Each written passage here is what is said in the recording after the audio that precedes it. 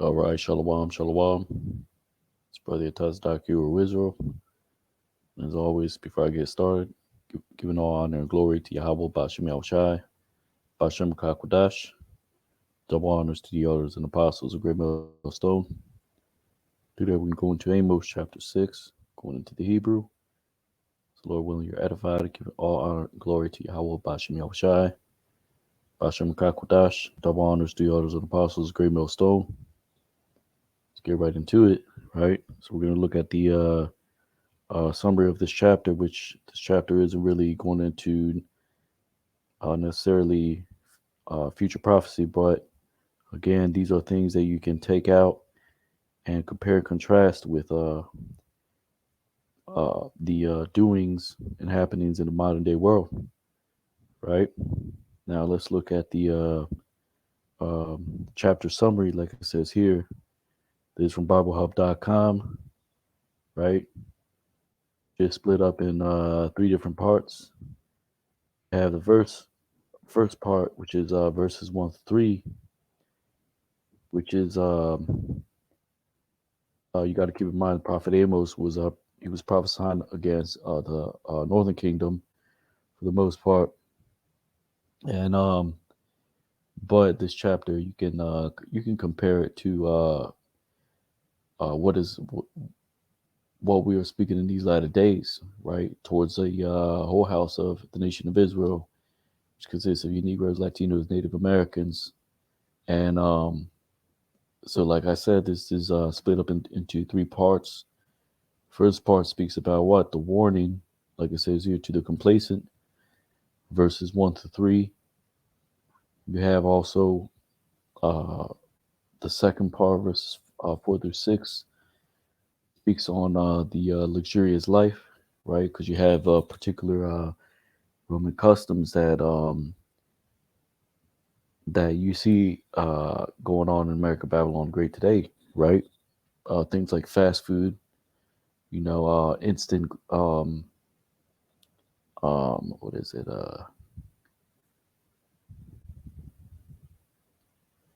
Um, Let me see if I can look up that term.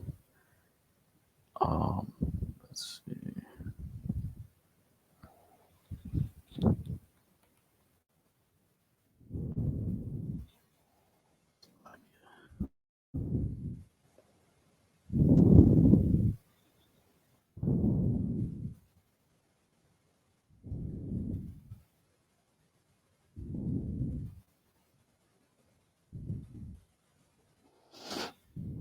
Instant gratification, right?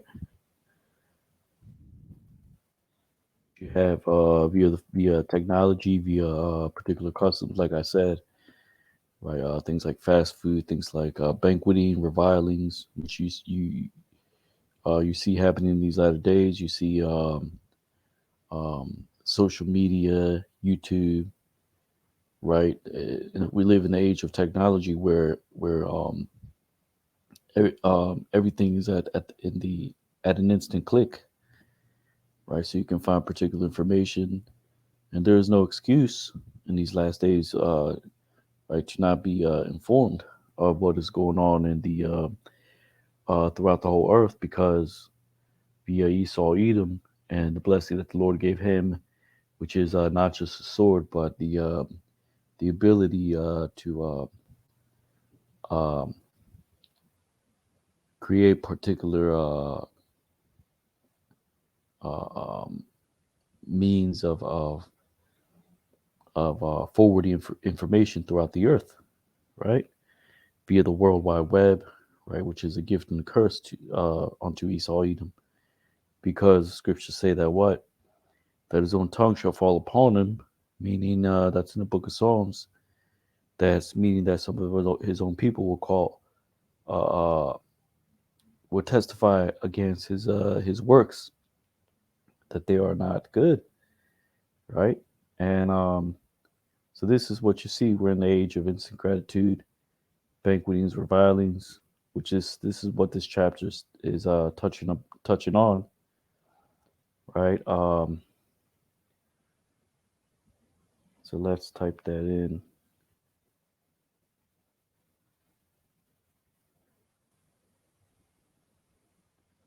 So let's look at some of the disadvantages of instant gratification. It says impatience in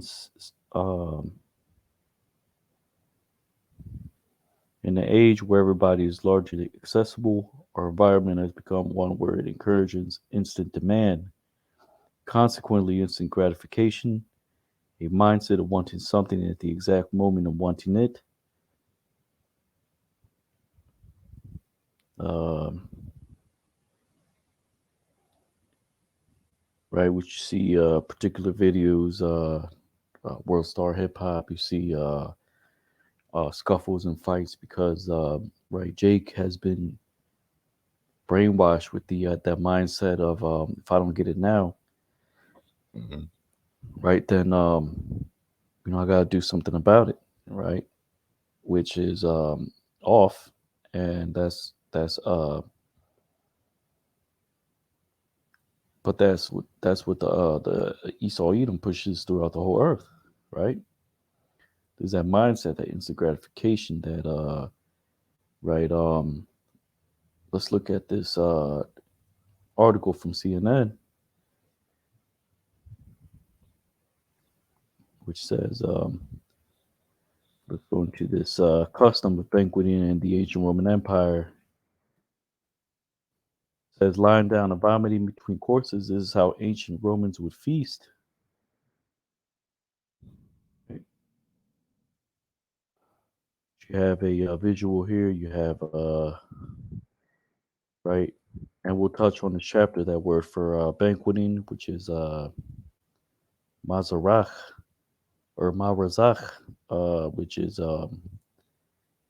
right. You have a word which is razah, meaning to be lean or to be scant, right? For example, during these particular banquetings, right, you have scantily clad women, right? They would be banqueting. They would lay with other men. Moes would lay with other moes, right? You would have just a feast of reviling, right? So that word is translated as banqueting, right? But basically, it just means reviling, banqueting, and we'll go over that in just a moment. You see this particular individual is he's out of his mind. He's on the floor, and right, this is what this chapter is touching on, right? Those not being grieved for the affliction of Joseph, right? Those are in that complacent spirit, like how wish I said that right in the last days there would be those that would marry, given into marriage. There'd be particular men that would say, "I have to tend to my flocks. Um, I have to check this land. Right, I got to go and survey this land. I don't have time to do the work of the Lord." Right, and that's in the book of Luke. Right, when Yahweh said, like in the days before the flood came, they were doing this, they were doing that, making all type of excuses, and this is what you see happening today. Jake that will not return from that Gentile mindset, right? Which the remnant have right, received these words that Yahweh Shem Shai gave us, and at the end of the day, right? Jake is gonna do what he does, right? Uh, like the scriptures say, right? Every man will be rewarded according to the works. So it says, imagine, if you will, the most glorious festive feast with an oversized turkey, stuffing two ways, holiday ham, the requisite fixings of at least half a dozen pies and cakes. That all may sound grand, that is, until you consider the extravagant displays of the ancient Roman banquet. As members of the Roman upper classes regularly indulge in lavish long-hour feasts that serve to broadcast their wealth and status in ways that eclipse our notions of a resplendent meal, Eating was a supreme act of civilization and celebration of life. As ancient Romans enjoyed sweet and salty concoctions, la, lag, lagaine, a rustic short pasta usually served with chickpeas, was also used to make a honey cake with fresh ricotta cheese. The Romans used garum, a pungent, salty, fermented fish sauce for umami flavor in all dishes. Yada yada yada. Uh,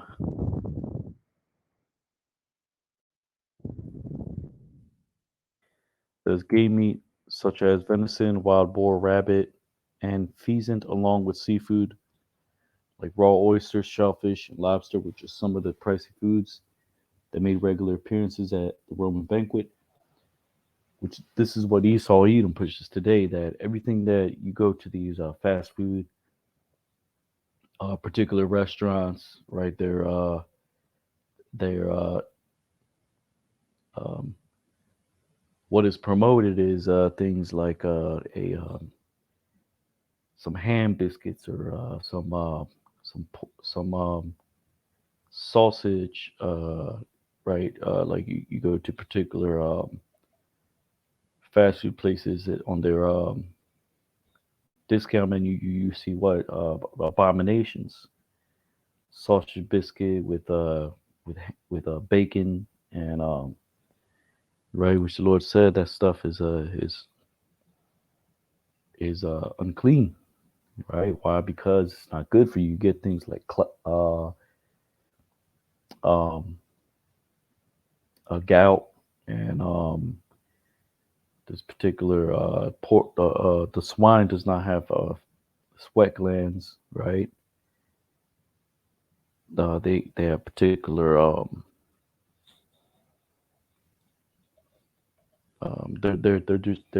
they were not meant to be consumed, right? So this is where you see Esau pushing to Jake, right? Abominations and a mindset that is against what the Lord spoke about.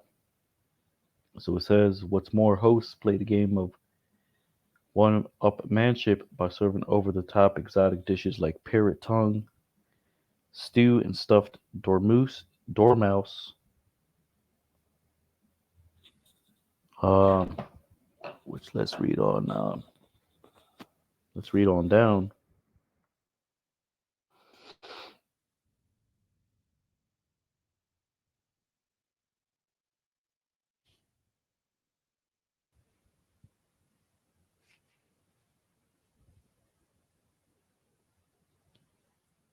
So it says, among the unusual recipes prepared by Conte is salsum sine salso, invented by the famed Roman gourmand Marcus Gavius Aspicius. It was an eating joke made to amaze and fool guests. The fish would be presented with head and tail, but the inside was stuffed with cow liver. Clever sleight of hand combined with shock factor counted for a lot in these competitive displays. It says gorging for hours on end also called for what we would consider untoward social behavior in order to accommodate such gluttonous indulgences. They had bizarre culinary habits that don't sit well with modern etiquette, such as eating while lying down and vomiting between courses. As these practices helped keep the good times rolling, giving banquets were a status symbol, lasted for hours deep into the night. Vomiting was a common practice needed to make room in the stomach for more food. The ancient Romans were hedonists, pursuing life's pleasures.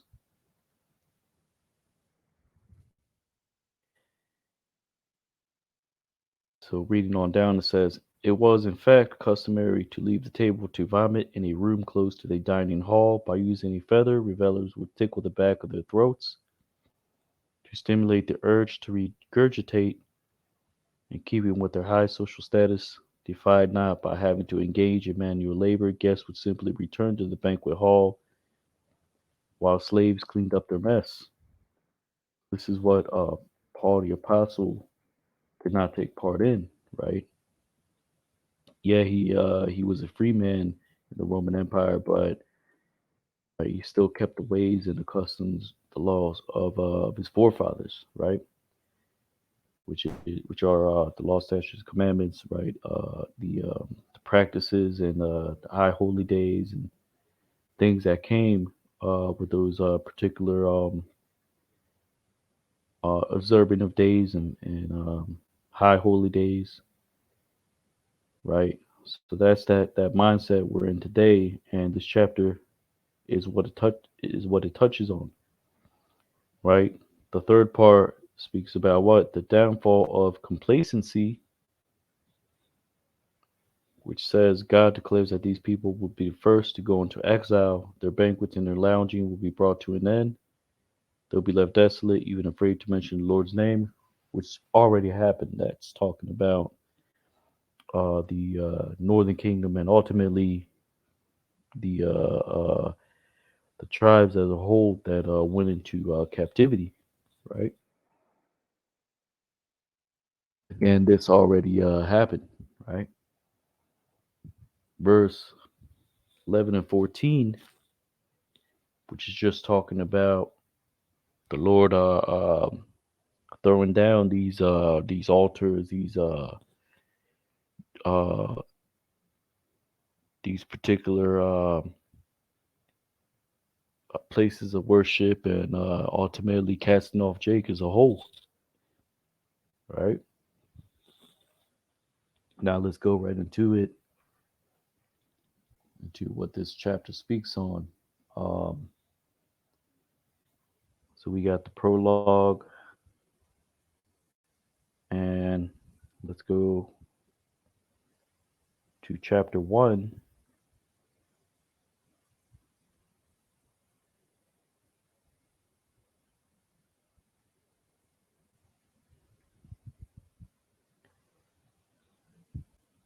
These are the things that entice Jake into sin, right? Going after their own lust, right? Things that they never had, right? Which is these are things that create a strong pull, right? Saint John the Revelator, he saw, right, that great horror, America Babylon the Great, right, clothed in apparel that apparel was he was awestruck, right? He wondered, and he said, um, right, he was ultimately shocked, right, because he saw the abominations that Jake was doing. He saw, right, the glory of this kingdom, right, which you can compare that with what Ezekiel saw. He like it says in the book of Ezekiel, he dug into the wall and he saw more abominations, right? Which is what we see via the internet, right? We see Jake going to hell off. These things are broadcast into the earth, right? So Slovakia, 1 second, just bear with me.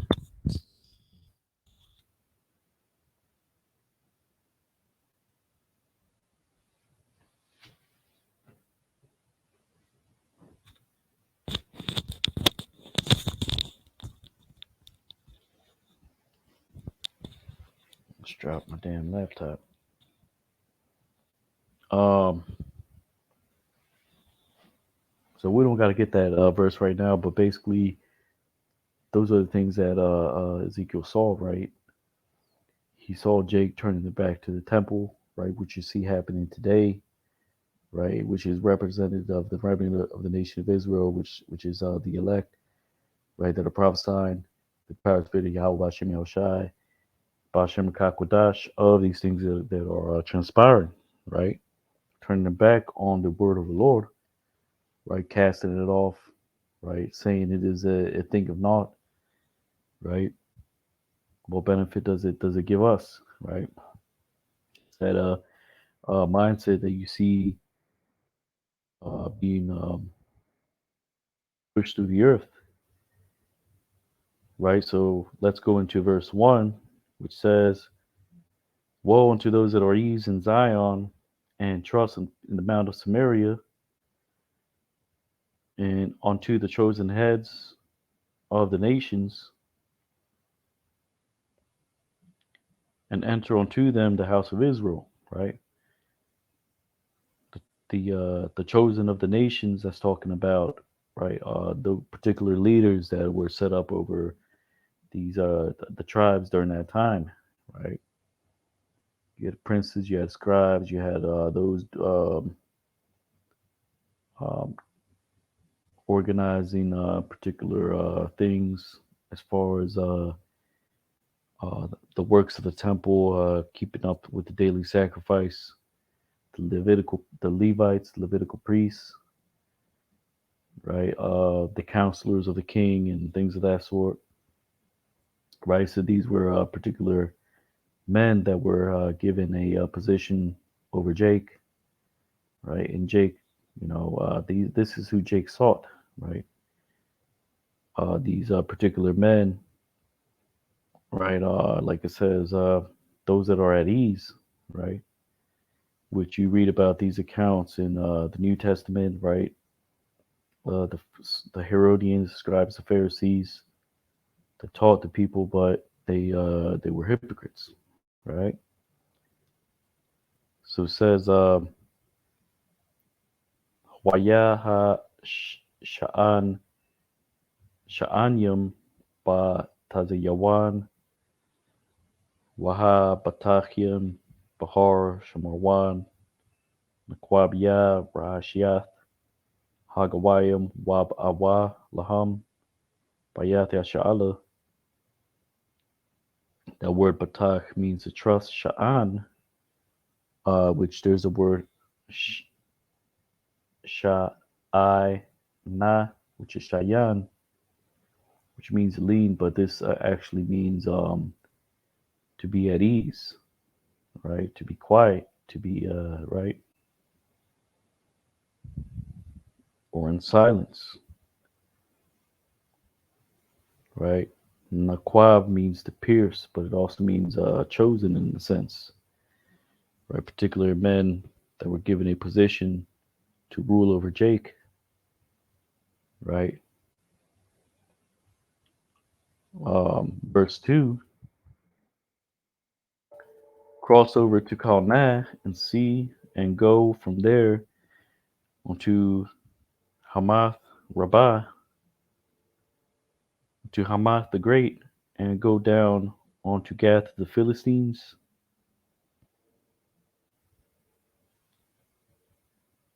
which says, "Are you better from the kingdoms these? Are you better than the kingdoms these?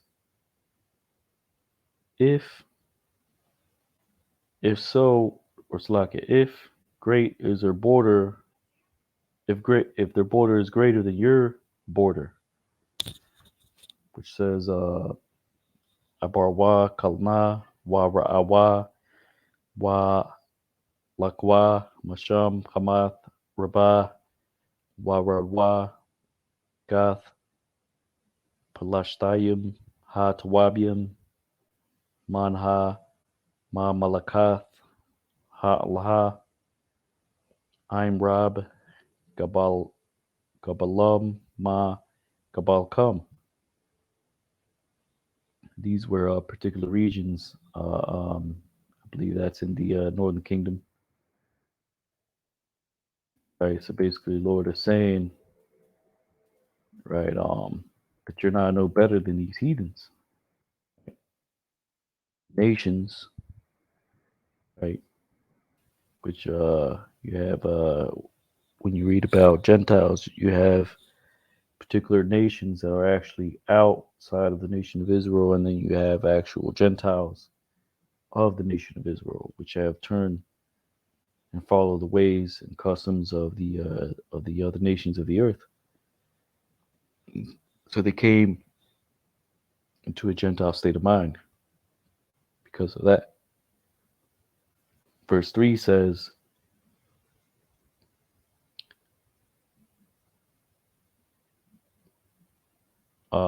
"You who separate yourselves to the day of evil, or that separate themselves to the day of evil,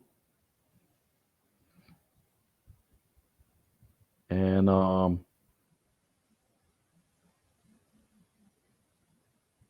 let's get that in the blue letter, which says, because that word nada means to separate, right? But the Lord is saying, you that put off, like it says here, that put far away the evil day, which would read Hamadayim Layawam Raya Rai, says, and come near unto the seat of violence. Wata Gaya Shwan Shabbath Hamas, which, like I mentioned before, that you have the account when Yahushua healed the blind man, right? Anointing him with clay and spittle. And then there was particular of the Pharisees that asked him, who healed, who healed you? And they asked his parents. The parents said, we know not how this man did it, but he can't do this unless the Lord is with him, right? And they asked the man, do you believe this man? And he said, yeah. You know, Abishai came up to him. He said, right, he basically said, I'm the Messiah. And the blind man said, I believe you. I'm going to follow you, right? You can compare that to the remnant, right? It's a spiritual healing, right? That is, right. We see these things that are written, right? And we see it with the spiritual lenses, right? And that's synonymous with the remnant, right? And but what happened was these Pharisees, they excommunicated that man, right? But you have particular camps that they're of this world. They want the praises of men. They want, right. We're not here for none of that. We're here to edify and give you the volume of the book, right, as it is written, right. So it says Amos 6:3, you that put far away the evil day and cause the seed of violence to come near. Verse verse 4, that lie upon beds of ivory and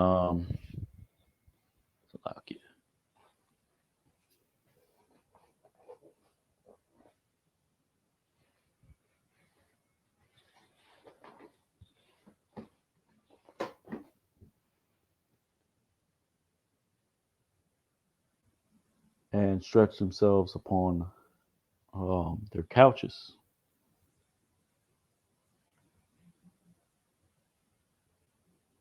It says, and they feast upon the fat vessels of the flock and the calves for the midst of the stalls, which would read Hashkabium al Matath Shan. The word Shan actually means teeth, but it also means ivory, right?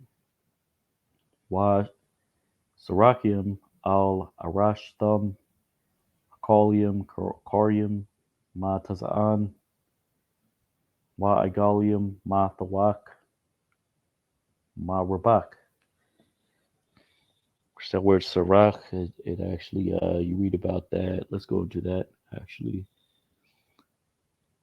Sarach, which basically means something that overhangs or right, uh, which Jake likes to do. He likes to linger, hang out. What do they call it? Loiter. You have things like loitering.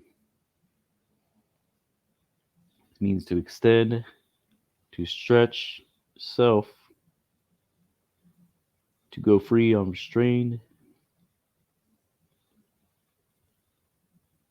Let's get some precepts. And the remnant that remain of the curtains of the tent, the half curtain that remaineth shall hang over the backside of the tabernacle.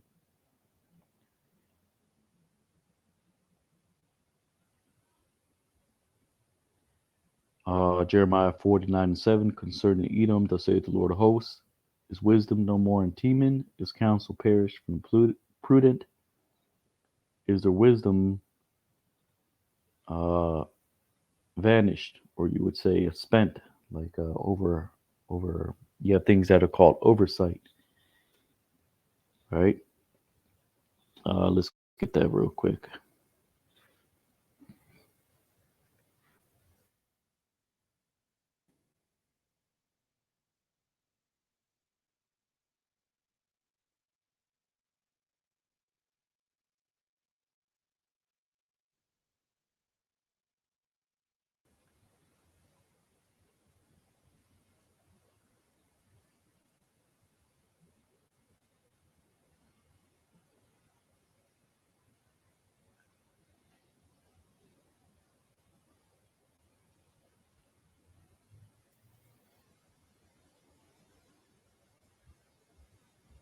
It says oversight the process of supervising or monitoring a project, right? For example, if you run a business, you want to take oversight of what you the revenues and what you're spending and particular things of that sort.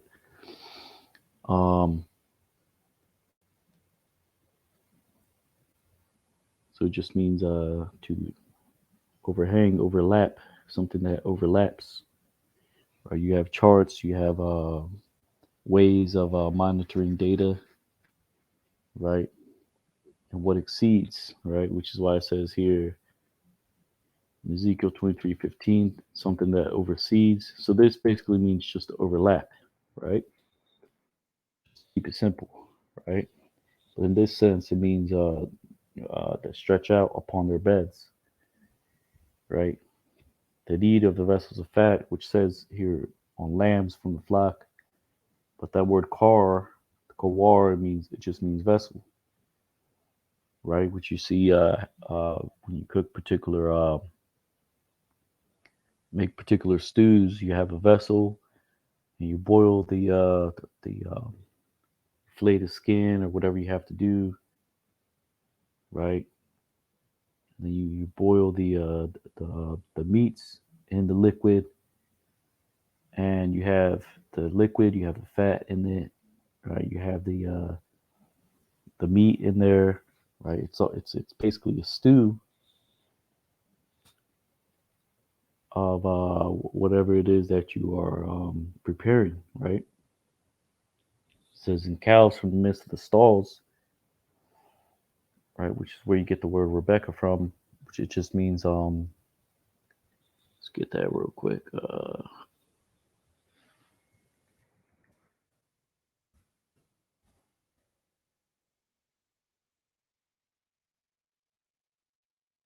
That word is I don't think I spelled it right.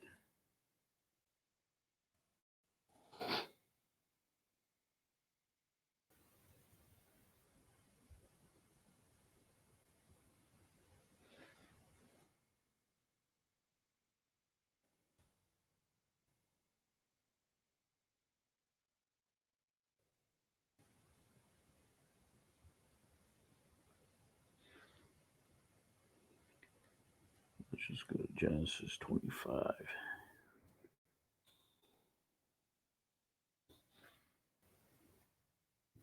This is chapter 25. Real quick.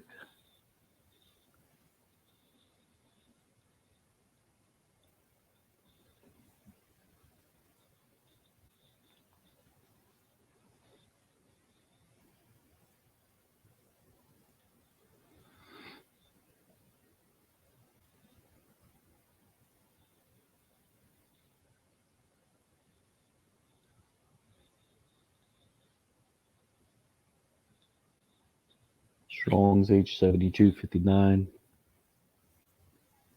which reads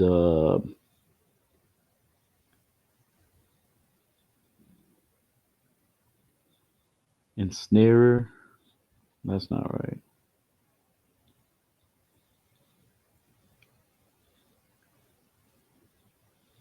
So it basically means like young cattle, right? Something that is stalled, right? You'd prepare for that particular cattle that you would keep in the stall, and um, you would raise them up delicately, and then you would slaughter them and prepare the tender meat.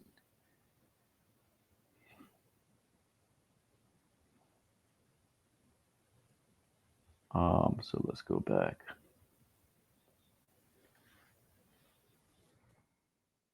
This is that mindset of Jake, right? Selling out, um, putting off the day of the Lord, joining on to these false pastures, right? You see in these other camps, you see in these other philosophies, um, that delight in reviling, and these other mindsets that Esau Edom pushes in these last days. Verse 5 says,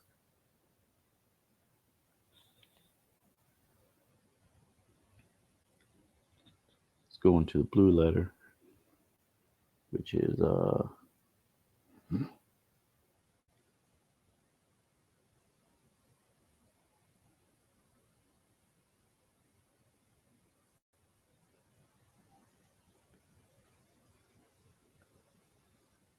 blue letter says, they chant to the sound of the viol and invent to themselves instruments of music like David,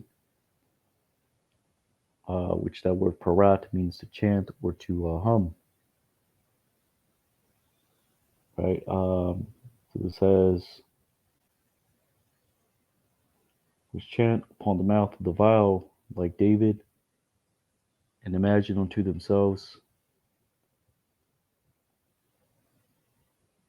uh, instruments of music, which is read as ha paratium al paya ha nabal kadawayad shabwa laham kalya shayar, which you see Jake doing today, right? That he's in that nostalgia spirit, right? He's dwelling in the past, which that's not good for you, right? In psychology, right? You're not supposed to dwell in the past because that stuff. You're constantly dwelling in the past. You're constantly thinking about things that already happened, right? That's these things are bad or mentally bad for you psychologically, right? You're supposed to let these things go, right? Jake doesn't let that anything go. He likes to hold grudges, and the law says don't hold grudges, right? The law also says that to accept reproofs, right? The law says that right, not suffer sin upon your people, right? So when you have Great Millstone calling out the hypocrisies of these other false pastors, we're called the bum camp, we're called haters, right? When all we're telling you is that you're going off. We're showing where you're going off, and you can't speak, you can't respond because you know you're wrong. You know you're dead wrong, right? And so it says ha paratium al paya ha nabal, because that word paya means mouth. Kad dawayad shabwa laham kalya shayar. Verse 6 says that drink in bowls of wine, and upon the heads there is a there's oil of anointing, and they're not rubbed upon the breaking of Joseph, because the word nachal doesn't actually mean grieved. It means to rub. They're not rubbed the wrong way. They're not grieved for the affliction of Joseph, right? because you got particular of these. Even in Northern Kingdom, you got particular men that they're about themselves, right? They're about them, and that's it, pretty much. They're not grieved for the affliction of their people, right?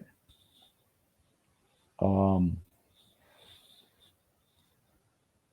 so it says,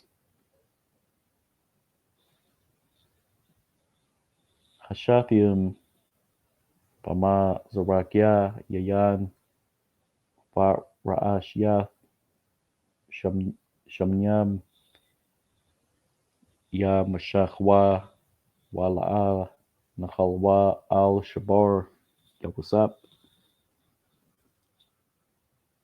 which is referencing the Northern Kingdom, right? Which was talking about back then about those leaders in those tribes that were going the hell off.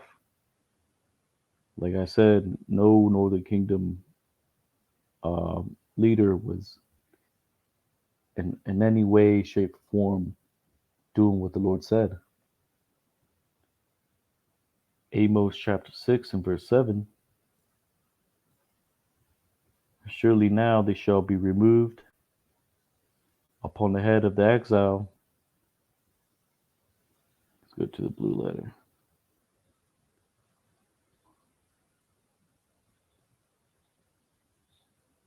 which says, surely now they shall be removed upon the head of the exile, which basically is saying, therefore now shall they go captive with the first that go captive.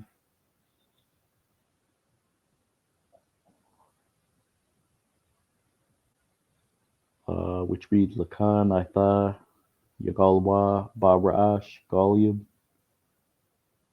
and will be turned and shall be turned back. The banqueting, which is Ma Razach, from those that are at ease, basically, right? Which says here, those that are stretched, which would read Wasar, Ma Razach, Sarachium. Look at that word, Strong's H4797, Ma Razach. I explained that already. A revel or reviler, a banquet, which in the Phoenician is a morning feast,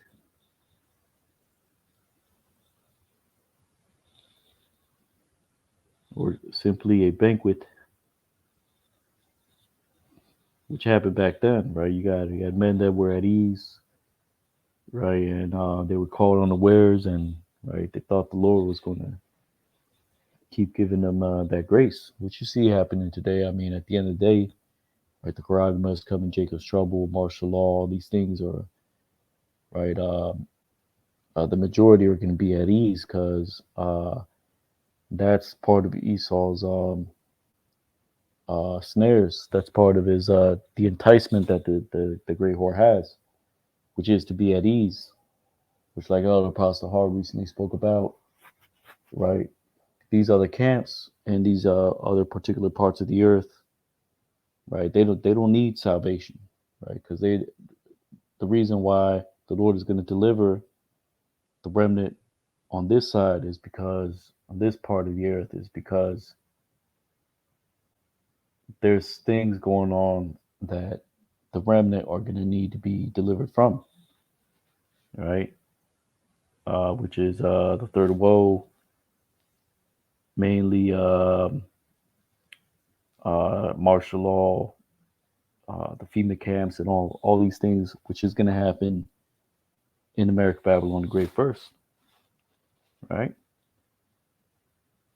So yeah, they're prophesying the other parts of the earth, but the majority of the events is going to happen on this side, right? Which is why the Lord is going to show his strength when he throws down this wicked kingdom. So verse 8 says,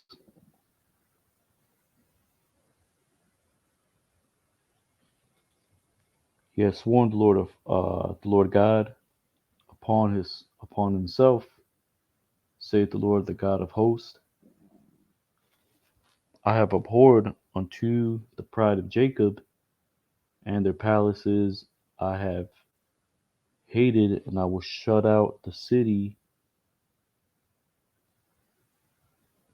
and its inhabitants, and or its fullness thereof.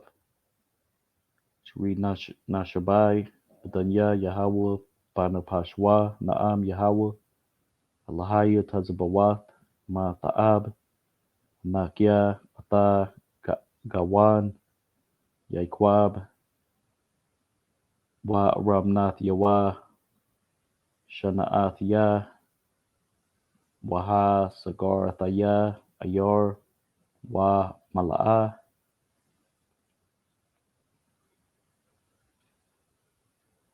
which is referencing the northern kingdom, right? Because you had Joseph mentioned before, previously, and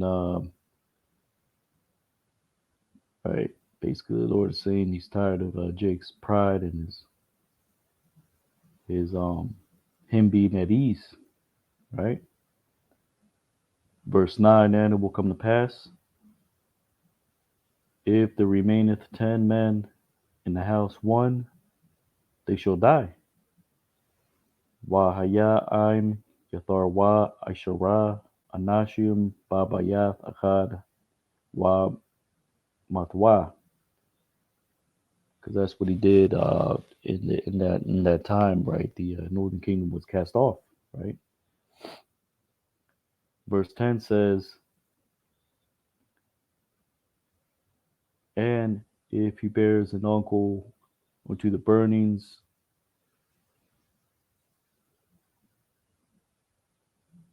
and that is born of a kinsman or uncle, and that is born that is found of bones, burned that is found of bones,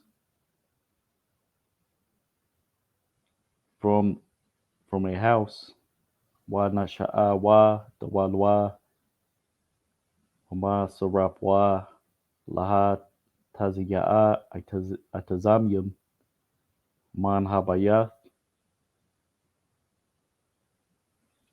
because that's what um, particular men did. Instead of burying the dead, they would just right burn their bones and the remains, right, cremation, right, and because they didn't have time to bury the dead, right, they would ultimately do that as a practice in place of burying the dead because there was no time. There was hell was breaking loose, right? So they didn't have time for none of that, which is what the Lord is referencing.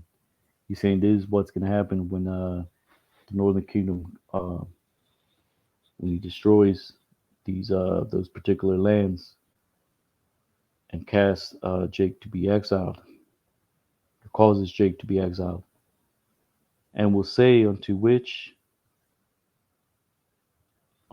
he that is in the side of the house, who is even with thee, which says Ha Amar or Salakia Wa Amar La Ashar Ba Yaraktaya Habaya Ha Iwad Imka. Basically, this is what the Lord said would happen during that siege, which happened when the Assyrians sieged the northern kingdom, uh, particular lands, and destroyed them and took the remaining into exile.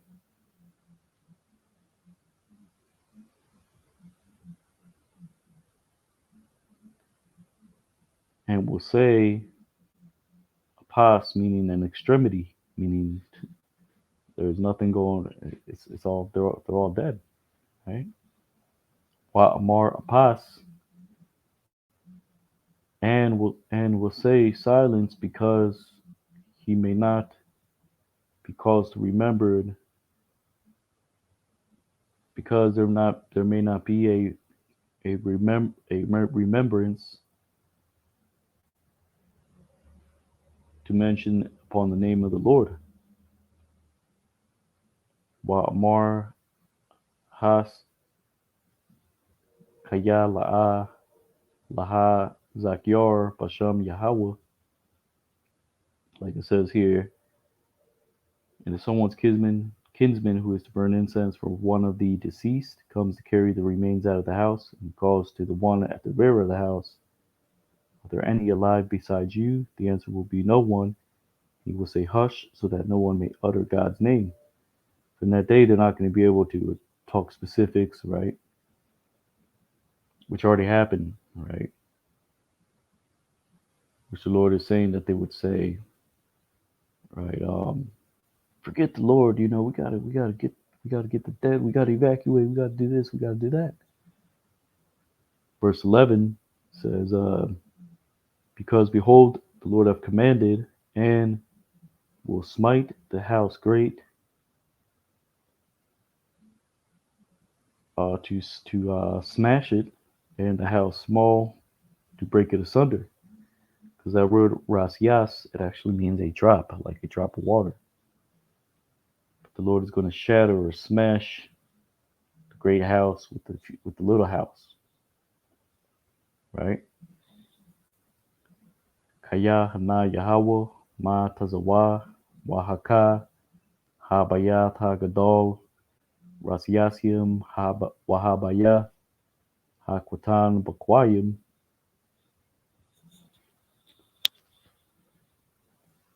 Verse 12 says, the horses upon the rock will run upon the rock the horses. Let's go to the blue there, because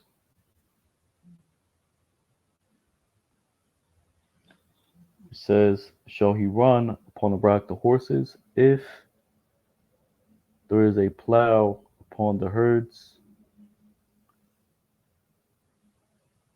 because thou hast turned unto gall judgment, and the fruits of the righteous unto wormwood. Right? So horses are not meant to run upon a rock.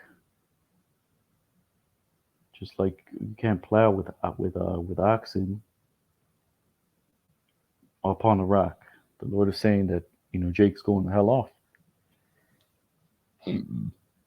Turn judgment into gall, the fruit of righteousness into wormwood, which reads Haya Ratazawan Basalai Sawasium Ein Yaharash Ba Bakwarium Kaya Hapaktham La Ra'ash Mashapat Waparya Tazataka La Laina, which means wormwood.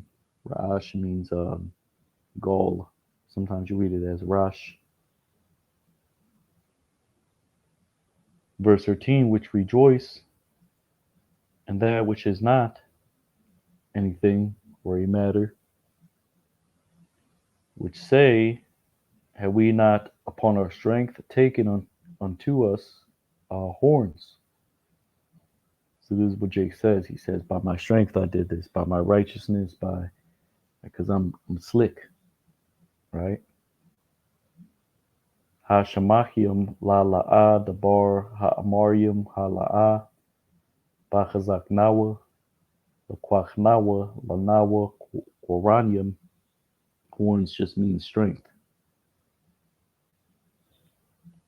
Verse 14, the Lord said, behold, I will raise up against you, O house of Israel, saith the Lord God of hosts, a nation, and will oppress thee, the entering of Hamath, even unto the brook of the wilderness. Kaya Hanaya Ma Kwayam Al Yakam Bayath Yasha'ala Ma'am Yahweh Alahaya Ha Tazabawath Gawaya Wa Lachatazawa Atakam Mala Ba'a Hamath Ad Nakal Ha-Arabah. Sometimes we read wilderness Arabah as Arabah or Madabar, or like they said, like particular places like the Sahara Desert. That's actually Hebrew. The word is Sahar, um, which means Salakia. Let's get that real quick.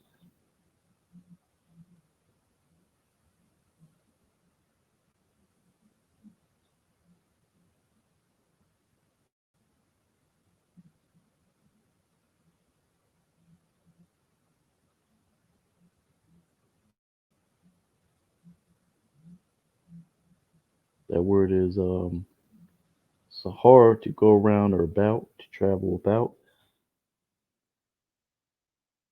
Which I believe in the Aramaic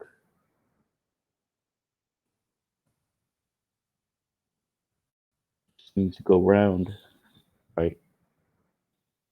Travel around, because that's what you do in these particular desert areas, right? You just go about and seek going into the next land, which is why Arabah is translated as desert, because Arab just means to mingle, right?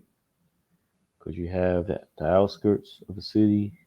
Basically, it means outskirts. Arabah means outskirts. Madabar is desert, or Sahara, which is I believe, Aramaic for to go about or to go around.